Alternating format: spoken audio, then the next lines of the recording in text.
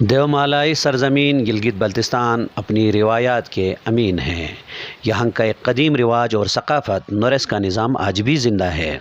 بلتستان میں مال مویشی خاص کر بھیڑ بکریاں مقامی ثقافت اور معیشت کا اہم حصہ ہے۔ یہاں کے لوگ اپنے مویشیوں کو چرانے کے لیے نورس سسٹم کے تحت پہاڑوں پر لے جا کے باری باری میں چراتے ہیں اور شام کو محلے کے گھروں تک پہنچاتے ہیں۔ خاص کر ان حالات میں جب ہماری معیشت، ہماری ثقافت اور ہمارا ایکو سسٹم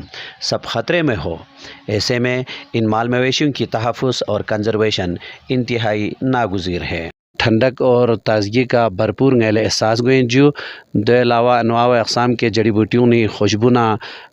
ترجی مسی نئی دماغ لا راحت منی جو